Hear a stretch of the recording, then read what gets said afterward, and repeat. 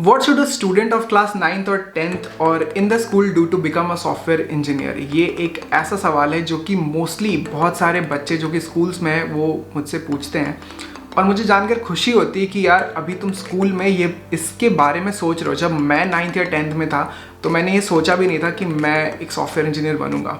By the way, I am a software engineer working in the industry for more than 3 years, तो मेरे पास एक ठीक ठाक experience है कि मैं तुम्हारे इस सवाल का आंसर दे पाऊँ, क्योंकि वो जो जर्नी है क्लास 9 से लेके फिर 11th 12th और बैचलर्स फिर जॉब, ये मैंने देख रखी है। तो इस सवाल को मैं तुम्हें आंसर करने के लिए केपेबल हूँ। तो let's start the video by answering this particular question. सबसे पहला, study the subjects in your curriculum. जो भी तुम्हारे स्कूल में, अगर तुम 6 में हो, 7th में हो, 8th में हो, 9th में हो, 10th में हो, whatever class you are in, जो भी तुम्हारे सब्जेक्ट्स हैं ना, जो कोर सब्जेक्ट्स तुम्हें पढ़ाए जा रहे हैं, चाहे वो साइंस होगा, मैथ्स होगा, सोशल साइंस, इंग्लिश, हिंदी, अगर ये सारे सब्जेक्ट्स हैं तुम्हारे करिकुलम में तो इस पर तुम्हारा ज़्यादा ध्यान होना चाहिए, ठीक है। और अगर तुम फिर भी इस पे क्वेश्चन करो कि तुम्हारा एक पर्टिकुलर सब्जेक्ट में ज़्यादा इंटरेस्ट होना चाहिए, तो हाँ, डेफिनेटली हो सकता है। अगर तुम्हें एज अ सॉफ्टवेयर इंजीनियर की तरफ ग्रो करना है तो I would suggest you to be good at maths, physics, chemistry and English. English एक बहुत ही मेजर रोल प्ले करता है जब तुम जॉब में आते हो, ठीक है। मोस्ट ऑफ द वर्क जो तुम्हारा होगा वो इंग्लिश के अराउंड ही रिवॉल्व करेगा। चाहे तुम्हें एक ईमेल लिखना है, या फिर तुम्हें एक कॉल लेना है, या फिर तुम्हें किसी से बात करनी है, अपने क्लाइंट से बात करनी है, या फिर तुम्हें एक दूसरे इंजीनियर से बात करनी है, जो मोड ऑफ कम्युनिकेशन होगा ना वो इंग्लिश ही होने वाला है। तो इंग्लिश इम्पॉर्टेंट है।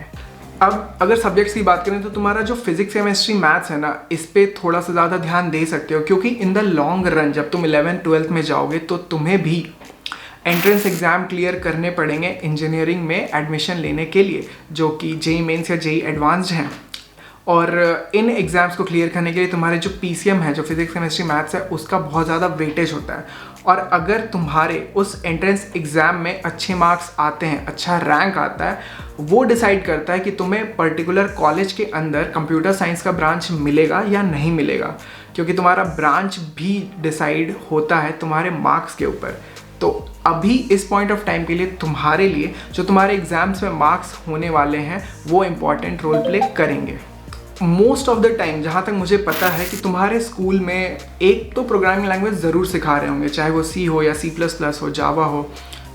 मुझे रीजनल बोर्ड्स का तो नहीं पता, पर हाँ CBSE और ICSE में तो ऐसा होता है। मैं ICSE स्टूडेंट हूँ और मुझे क्लास 7 से ही प्रोग्रामिंग इंट्रोड्यूस कर दी गई थी। 7th और 8th में मैंने C++ सीखा था। Basic programs like sum of number, palindrome, prime number, ये सब सिखाया गया था और ये बड़ा इंटरेस्टिंग लगता था, मज़ा आता था।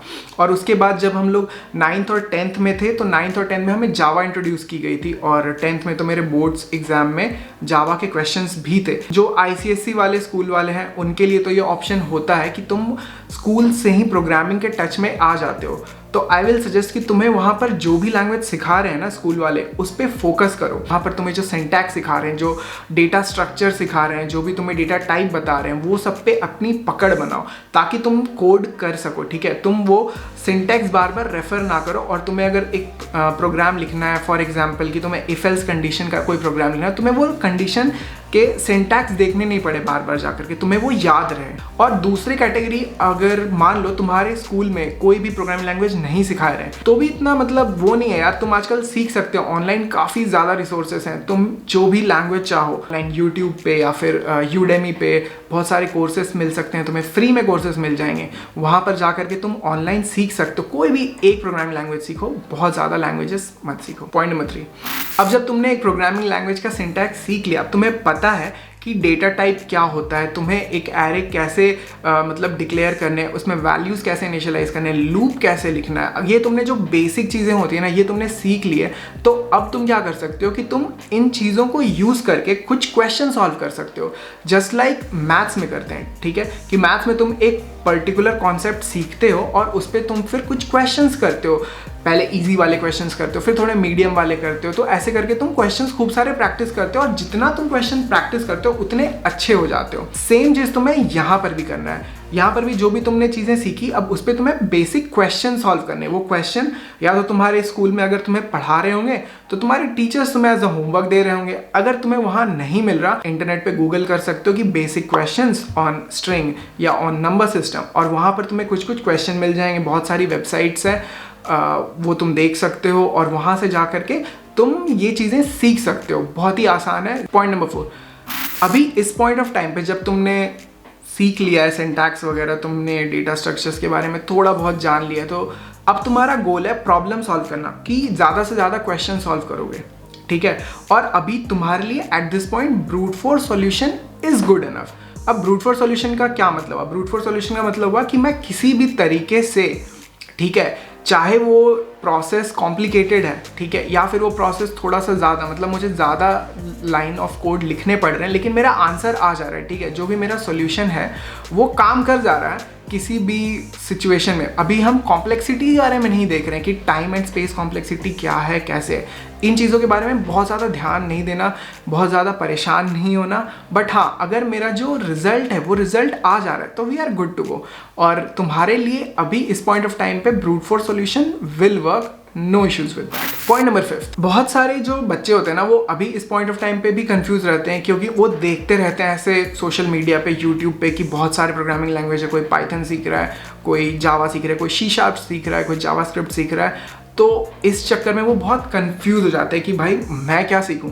तो देखो, आई विल सजेस्ट यू, अगर तुम्हारे स्कूल में फर्स्ट ऑफ ऑल अगर कोई प्रोग्रामिंग लैंग्वेज सिखा रहे हैं, अगर तुम ICSE में हो तो आई थिंक C++ या जावा में कुछ सीख रहे होगे, तो स्टिक टू दैट और उसको ही अच्छे से सीखो, उस पर ही ज़्यादा से ज़्यादा क्वेश्चन करो, रैदर दैन ये सोचने की कि यार मुझे वो भी सीखना है, ये भी सीखना है और पॉलीग्लॉट प्रोग्रामर बन जाना है, कि मतलब मल्टीपल लैंग्वेजेस मुझे आती हैं। जो भी एक तुम्हें प्रोग्रामिंग लैंग्वेज आती है उस पर स्टिक करो, उस पर ज़्यादा से ज़्यादा क्वेश्चन करो और उस पर अपना हैंड्स ऑन अच्छा करो। ये मेन फोकस होना चाहिए। और पॉइंट नंबर 6, ये मतलब एडिशनल मैं बता रहा हूँ कि इसको एज अ हॉबी लेकर के इस पर काम करो।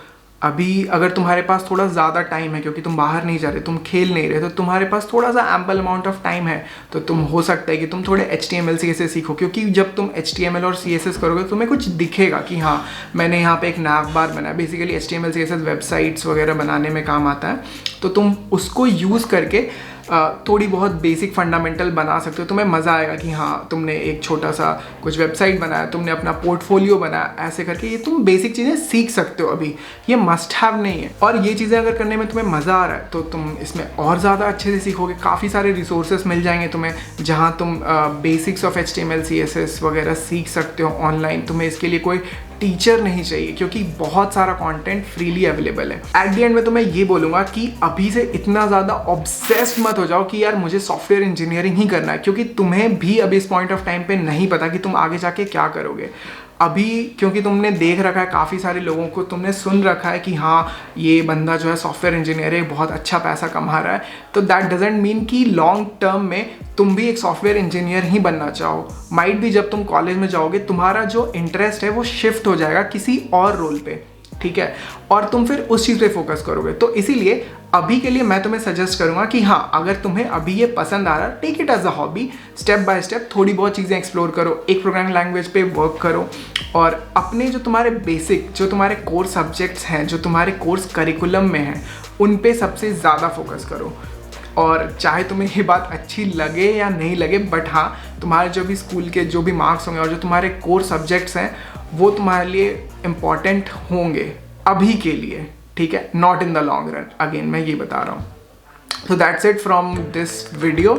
अगर तुम्हें इससे कुछ सीखने मिला और बढ़िया लगा तो लाइक करना, चैनल सब्सक्राइब करना और अपने दोस्तों के साथ जो तुम्हारे मतलब एज ब्रैकेट में है उनके साथ ये वीडियो ज़रूर शेयर करो ताकि उनकी भी थोड़ी हेल्प हो जाए। तो that's it for today video. See you in the next vlog, in the next episode. तब तक के लिए बाय बाय, टेक केयर।